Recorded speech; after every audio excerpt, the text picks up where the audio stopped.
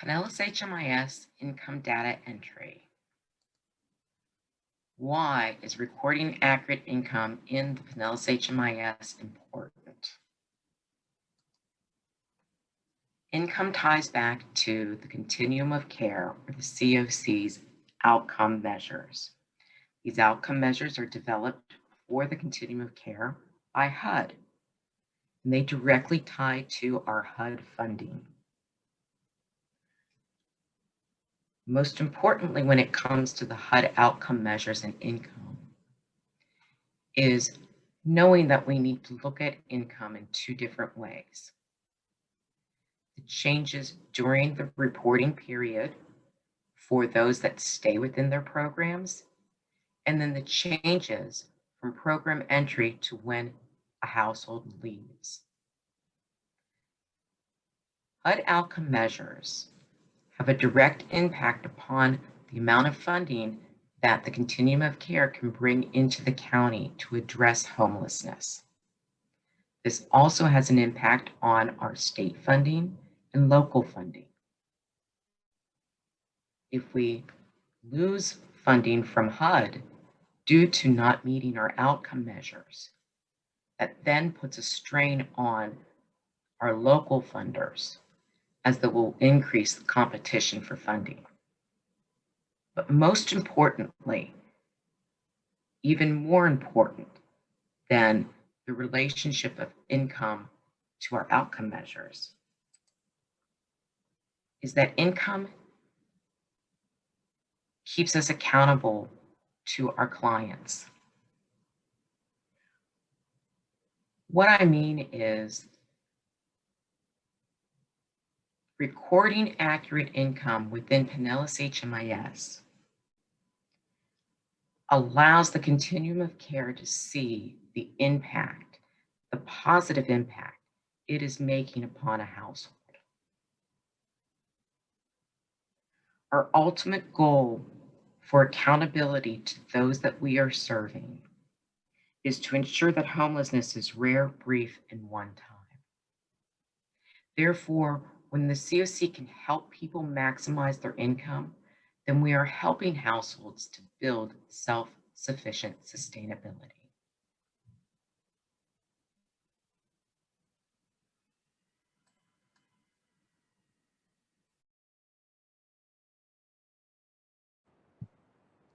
To update income in HMIS, you'll come to your client's summary page right here, and you'll add your entry for your program. In this case, I'm currently shadowing Street Outreach, so that is the entry we will be working with. So I'll go ahead and click Add Entry Exit. Provider is listed as Street Outreach, and the project type for that program is Path. So I'm going to click Save and Continue now, which will bring up the entry assessment. And since we just want to update income in this video, I will scroll all the way down to the monthly income section, which is right here.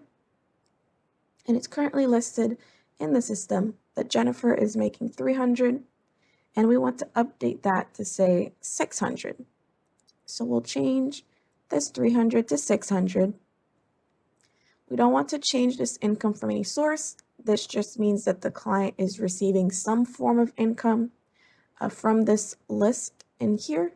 So as long as you're making something, this should say yes. And if their monthly income goes to 0, you would change this to no. So we'll leave that as yes. And to make any updates to any of the HUD sections here, all 4, that would be income, non-cash benefits, health insurance, and disabilities, all of the updates should go through the HUD verifications button. So we'll click that. And here we see all the different sources of income that we can choose from. I know we only want to update the Earn Income section, so I'll go ahead and click the pencil next to Earn Income. To make it a little easier to remember, if you open this monthly income box here, and there is a bar, it could be red, could be green, it could be any color in between really. As long as there's a bar, that means that either another agency has put in this information or your agency put in this information previously. So what we don't want to do is we don't want to update this number.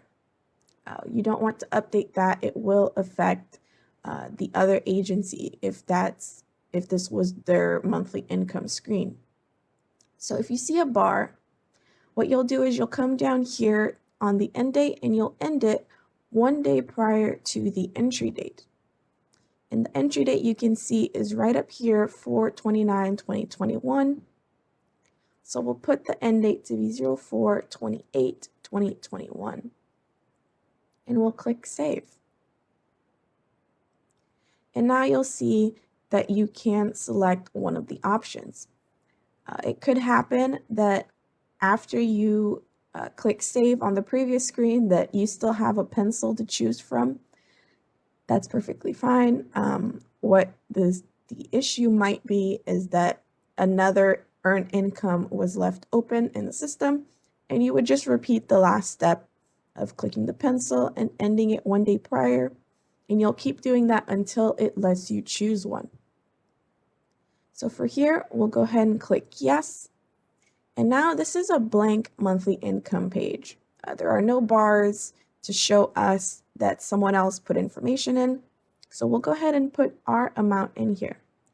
So here we'll put 600. Income verified. We want to update that to yes. You can click on income verified just to see which of the proof of sources that you have that this counts as. So you'll see pay stub, benefits letter, offer letter. So this just means that you didn't take the sole word of the client. So we'll go ahead and say yes. Yes, Jennifer provided me with a copy of her pay stub, and I will say that that is verified, and we'll list the annual income as well. So here we have all 3 fields filled out. You'll leave your start date as today's date. If you're backdating information, your start date would just be whatever your entry date would be. And we're not going to end it because this is our entry here. So we'll click save. All right. So if all goes well, I'm going to click exit. And I'm going to verify with this view gross income button right here. If you click on that, it should match your monthly income. If it does not, you would want to go back into HUD verification and see if you missed any of these other options here. Maybe something else said yes that you needed to close. If that is not the case and you can't figure out what the issue is, you can definitely reach out to HMIS through the help desk. And we will definitely look to see what the issue is and what we can do to correct it. Thank you.